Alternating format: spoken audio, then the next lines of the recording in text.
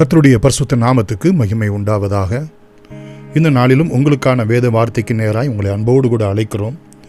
இந்த நாளின் தியானத்துக்கென்று உபாகம புத்தகம் 26ஆம் அதிகாரம் 15வது வசனத்தை வாசிக்க கேட்போம்.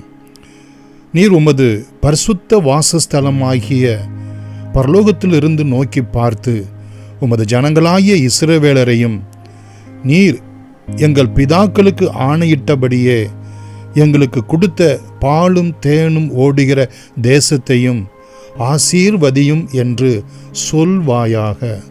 பிரியமானவர்களே, இங்கே ஆண்டவர் தாமே தாம் சொன்ன ஒரு வார்த்தையை நாம் திரும்ப சொல்லும்படி அவர் எதிர்பார்க்கிறார். என்ன சொல்ல வேண்டும் என்று சொல்லி இங்கே சொல்லுகிறார் என்றார், இஸ்ரவேலரையும் தேசத்தையும் ஆசீர்வதியும் என்று சொல்ல வேண்டுமாம். பிரியமானவர்களே, நாம் யாரை பார்த்து இதை சொல்ல வேண்டும் என்றால், பரலோகத்திலே வாசமாயிருக்கிற தேவனை நோக்கி சொல்ல வேண்டும். நம்முடைய தேவன் பரலோகத்தில் இருந்து நம்முடைய ஜெபங்களுக்கெல்லாம் பதில் கொடுக்கிறவராக இருக்கிறார் என்பதை நாம் அறிந்திருக்க வேண்டும். அவர் தம்முடைய ஜனத்தை ஆசீர்வதிக்கிறவர். நமக்கு கொடுத்த குடும்பத்தை, தேசத்தை, சபையை ஆசீர்வதிக்கிறவர். எப்படியாம்? பிதாக்களுக்கு ஆணையிட்டபடியே. பிதாக்களுக்கு அவர் என்ன ஆணை இட்டிருக்கிறார் என்று சொல்லி, பிரியமானவர்களே, ஆதி ஆகம புத்தகம் 12ஆம் அதிகாரத்திலே நான் வாசிக்கிறோம்.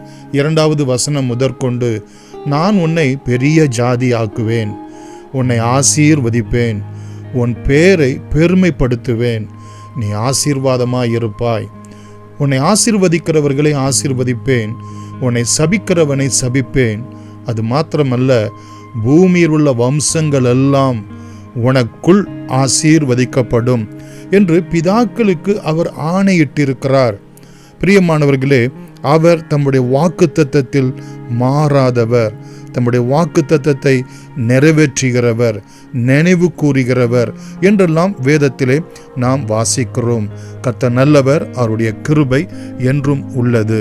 பிரியமானவர்களே, உபாகம புத்தகம் 26ஆம் அதிகாரம் 7வது வசனத்திலே நாம் பார்க்கிறோம். பிரியமானவர்களே, உபாகம புத்தகம் 26ஆம் அதிகாரம் 7வது வசனத்திலே, எங்கள் பிதாக்களின் தேவனாகிய கர்த்தரை நோக்கி கூப்பிட்டோம், கர்த்தர் எங்கள் சத்தத்தை கேட்டார், எங்கள் சிறுமையையும் எங்கள் வருத்தத்தையும் எங்கள் ஒடுக்கத்தையும் பார்த்தார் என்று சொல்லி நாம் இங்கே பார்க்கிறோம். 9வது வசனத்திலே பார்க்கிறோம், எங்களை இவ்விடத்துக்கு அழைத்து வந்து பாலும் தேனும் ஓடுகிற தேசமாகிய இந்த தேசத்தை எங்களுக்கு கொடுத்தார். அது மாத்திரமல்ல, என்ன நிலையிலிருந்து எங்களை அவர் பார்த்து அழைத்து வந்தார் என்றால், பிரியமானவர்களே, எகிப்திலிருந்து தம்முடைய பலத்த கையினாலும் ஓங்கிய புயத்தினாலும் மகா பயங்கரங்களினாலும் அடையாளங்களினாலும் அற்புதங்களினாலும் என்று இஸ்ரவேல் ஜனங்கள் சொல்லுகிறதை நாம் பார்க்கிறோம்.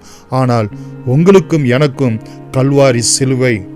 கர்த்தர் தாமே நமக்காக மனு உரு எடுத்து வந்து கைகளிலும் கால்களிலும் ஆணிகள் கடாவப்பட்டவராய், அவருடைய சிரசிலே முட்கிரீடம் சூட்டப்பட்டவராய், வாரினால் அடிக்கப்பட்டவராய், பிரியமான உலகத்தின் பாவங்களை சுமந்து தீர்க்கிற தேவ ஆட்டுக்குட்டியாய், பிரியமானவர்களே, நாம் ஜீவனை அடையும்படி, அந்த ஜீவன் பரிபூர்ணப்படும்படி தம்மை தாமே ஒப்பு கொடுத்தார் என்று நாம் பார்க்கிறோம். தம்முடைய ஜீவனை நமக்கு கொடுத்து நம்மை மீட்டு வந்தார் என்று சொல்லி நாம் இங்கே வேதத்திலே நாம் பார்க்கிறோம். பிரியமானவர்களே, அது மாத்திரமல்ல, சங்கீதங்கள் புத்தகம் 28ஆம் அதிகாரம் 9வது வசனத்திலே, தம்முடைய ஜனம் தன்னை நோக்கி கூப்பிடும்போது அவர் என்ன செய்கிறார் என்று சங்கீதம் 28:9, உமது ஜனத்தை நீ ரட்சிக்கிறீர், தேவரீர் உமது ஜனத்தை நீ ரட்சிக்கிறீர், உம்முடைய சுதந்திரத்தை, உம்முடைய சொத்தை, பொக்கிஷத்தை நீர் ஆசீர்வதிக்கிறீர்,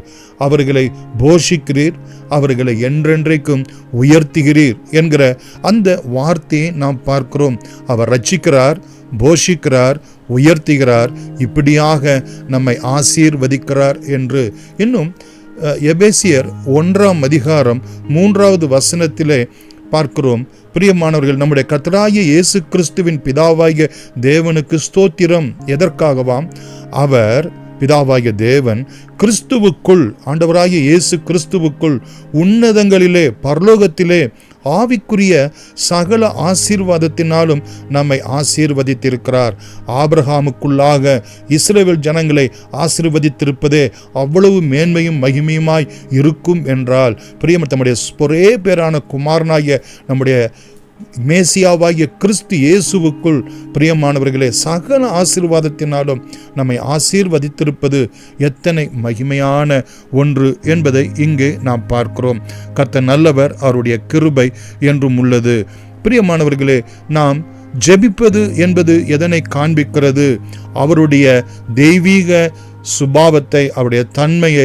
ஆண்டவரை, எங்களை நோக்கி பாரும், நீர் எங்களுக்காக நீர் இடைப்படும் என்று சொல்லி, எங்களை நோக்கி பாரும் என்று சொல்லி ஜெபிக்கிற ஒரு ஜெபத்திலே நாம் இதனை பார்க்கிறோம். எங்களை ஆசீர்வதியும் என்கிற அந்த ஒரு வார்த்தையிலே நாம் காண்கிற பொருள் என்ன?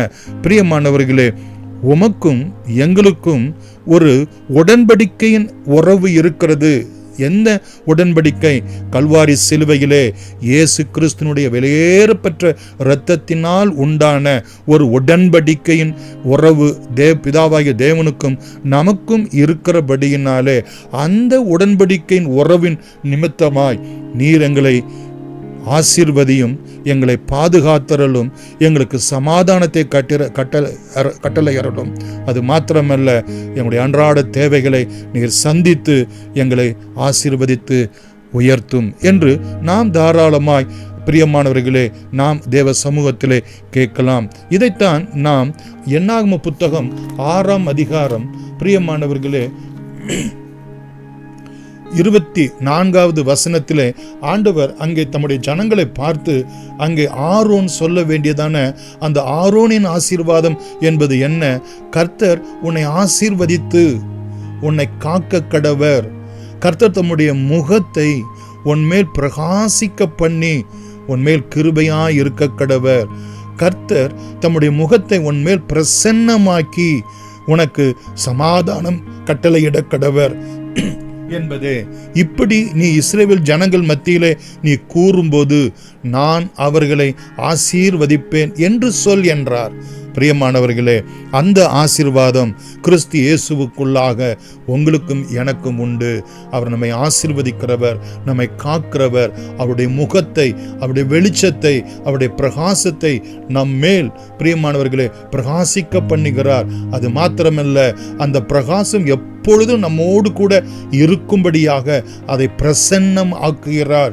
அது நிமித்தமாய் கிருபையும், அது நிமித்தமாய் நமக்கு சமாதானமும் நமக்கும் நம்முடைய குடும்பத்துக்கும் உண்டாய் இருக்கிறது. அது மாத்திரமல்ல, நம்முடைய தேசத்தை அவர் ஆசீர்வதிக்கிறார். அது பாலும் தேனும் ஓடுகிற தேசம் என்று சொல்லப்படுகிறது. பிரியமானவர்களே, தேசம் என்பது என்ன? அங்கே நாம் வாழக்கூடிய ஒரு வாழ்க்கை என்றும் மாத்திரமல்ல, மாறாக தேவனோடு கூட சஞ்சரிக்கின்ற இடம் நம்முடைய குடும்பம். பிரியமானவர்களே, தேவனோடு கூட உலாவுகின்ற இடம்.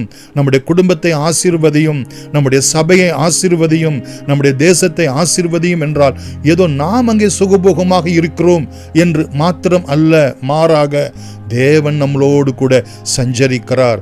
அவருக்கு குளிர்ச்சியான வேளையிலே ஆதாமோடு கூட ஏவாளோடு கூட ஏதேனிலே மகிழ்ச்சியாய் விளங்கினது போல நம்முடைய குடும்பத்திலே தேவ பிரசன்னம், தேவ சமூகம் பிரியமானவர்களே அது இருக்கிறது நிமித்தமாய் அங்கே செழுமை உண்டாகிறது, அங்கே அபிருதம் உண்டாகிறது.